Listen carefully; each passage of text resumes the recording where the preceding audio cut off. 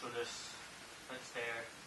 Summary-wise, we talked about the current centralized control architecture is limiting. Distributed control architecture provides many benefits, but requires many technology challenges to be overcome, especially high-temperature electronics. And this group in the US is helping to identify the requirements and collaborating to develop the technologies which are the long goals. And we would certainly like to figure out where the collaboration with the European colleagues can be. Okay? Is your feeling that the greater than 300C silicon carbides are at least 5 years away? More than that for actual implementation. See, industry is right now not interested. They're saying 300 degrees is too far away. Give me 250 degrees is reachable with silicon and insulator.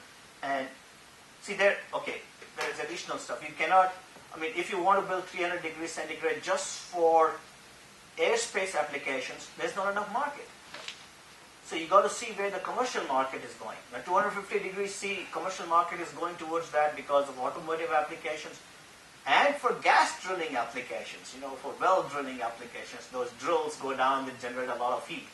So there is an emerging market going towards 250 degrees, and if you can ride on top of that market and influence it in a way such that the basic electronics that is being developed is useful to you. That's what we do currently. Basic electronics is useful. We have to package it. So then you can package the commercial electronics to withstand the environment that you need to withstand. So everything that faded today is all commercial electronics? All commercial electronics. The military ones have been special electronics, ceramic packaging, all of that, very expensive.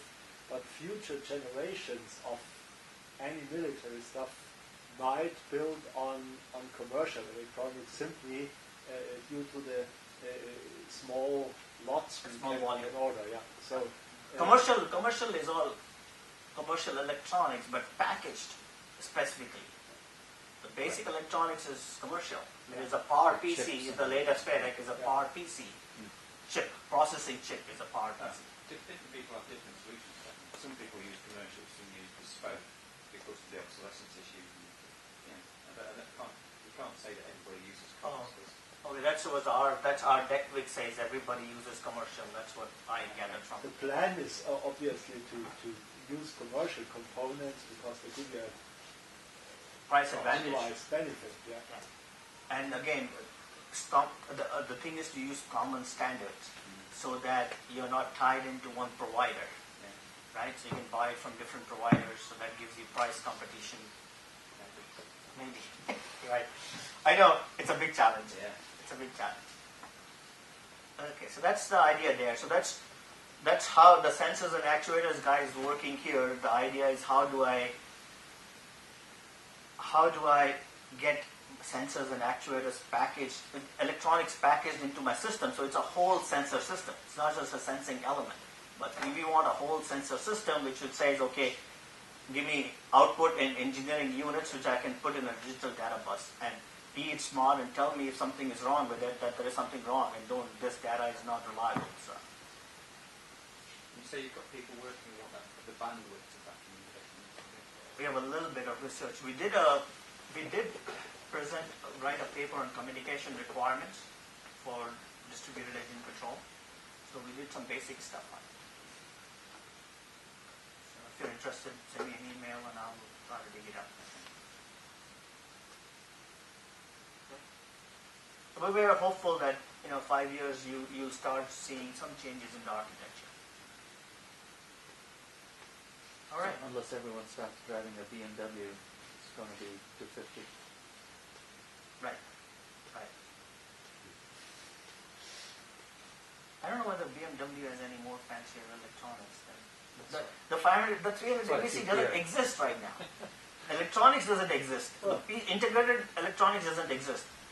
Pieces exist. The people at GRC have been doing silicon carbide based electronics research for how many years now? I don't know. When I was born, I don't know. Sanjay, one of my former colleagues from university was working at BMW and once told me in the latest generation of the 7 models, there were 35 wires simply going into the door. Yeah. So that's when people talk about wireless sensors. That's a big application. And I know bearings company in Cleveland, and they make sensors for the bearings in the wheels, which are wireless. Yeah. So you don't want to have the wire there. Now, again, if you're putting in a military aircraft engine, any wireless sensors, think of the challenge if it's being used for control. Can I hack into your into your control system? Right? Analog systems advantages, they're very difficult to hack into. Any data bus type of system which is open, it's very, anybody can hack in there, especially wireless. I can hack it and make your sensors control think the sensors are bad or something. Right? Okay. So I will give my last talk quickly, then we can have a break. Right? Last talk should be very quick. Okay. So right now, we have kind of given you a broad overview of, what are the applications that these new sensors and actuators might fit into. Why develop, certain kind of actuator, or the overall system, control system or diagnostic system, from a performance perspective. But of course, there is something other than the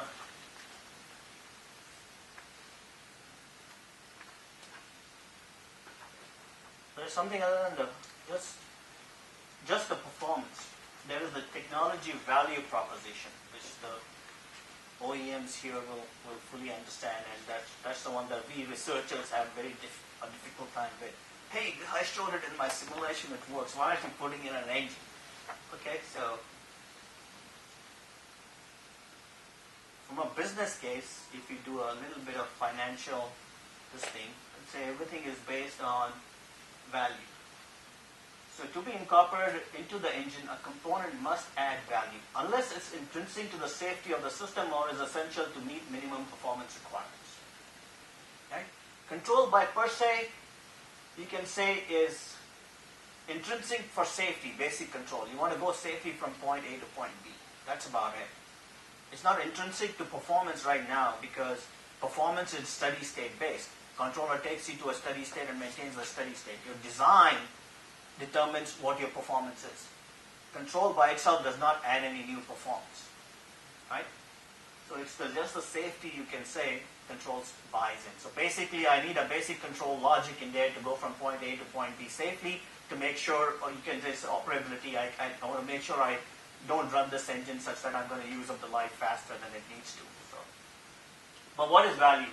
For the customer, whether it's an airline or an armed force, it is an opportunity to provide either a reduction in life cycle costs or an increase in revenue. That's how you find value. It's either I'm going to make money on it by either reducing my cost or increasing my revenue. For the OEMs, it's an opportunity to increase the cost of providing the equipment or services, or providing a capability which justifies charging higher premiums. If I want to sell my engine at a higher price, then I have to justify why you should pay more. Why should I pay more for this BMW when I can buy this Volvo with the same function? Or why should I pay so much more for a Mercedes when I can buy a Kia with the same capability, right? Right? Why should I pay 3 times as much? So that's the issue there. So value analysis, now you got to go, is typically performed via calculation of customer net present value. Those of you who do investing and all probably understand net present value. It's like, what's the cost of this saving in the long run? Supposing I'm gonna save, it's like this. If I want to charge 10% more for my engine, but it's gonna save me 1% each year, right? What is the net present value of my savings? For say 10 years, I say, if my net present value of my savings is more than what I'm going to pay right now, then it is valuable. It's added benefit. It's providing me value. So evaluation elements include impact on revenue, impact on cost. Other elements to be considered, such as actuators, are impact on overall engine weight, volume, size, accessibility once installed into the engine, cooling requirements, power and volume requirements, all those things. If I'm going to just add a sensor, it's like I have to consider all these things: weight, volume, power, accessibility, life, all those factors. So impact on revenue. Does the technology provide enhanced utilization rates, increased dispatch reliability, or performance improvement? Which one is it worthwhile? If yes, then what impact will this technology have on the customer's revenue stream? So is net present value from increased revenue greater than life cycle cost of the technology? Revenue impact has to be considered as a whole. It's not just a sensor or an actuator, but typical overall capability that this is enabling. If this is enabling a control or a diagnostics capability. So the value of the sensor or actuator has to be determined from its criticality for the enabling technology. So on the whole, this enabling technology, what does the technology buy me? And what does it cost me to put the whole technology? Impact on cost is increase in acquisition cost, the non-recurring engineering development cost, cost of buying the particular component, integrating into the engine, cost of spares, operational costs associated with the impact in events such as what are the costs if it causes me to do a boarded takeoff or in-flight engine shutdown if I add a new technology and it increases my in-flight shutdown rates, what impact does it have on my cost? Okay, so all those costs. And this is the TR. So those are all the cost issues. So a sensor or an actuator has to fit within some function. You know, having the data by itself is of no value. I have to be able to do something with that data. That's what the value is. And then what is the benefit of that data versus what is the cost of getting the data? This is the trade-off. So and then TRL, I've talked about TRL level. This is what the TRL level the NASA uses. 1 to 2 is basic technology, 3 to 4 is research to prove feasibility, 4 to 6 is developing the technology, 6 to 7, 8 is doing some demonstration with prototypes, 8 to 9 is system or subsystem development and showing it in either flight or engine test. So typically TRL is gated process. So major reviews typically take place at TRL 4 and 6 to determine the value and risk of moving technology forward. Low TRL implies high risk and hence low level of investments. At TRL 9, the product is considered to be ready to enter service. Since sensors and actuators are typically part of an overall control the diagnostic system, the TRL of the system as a whole to be considered in the decision process.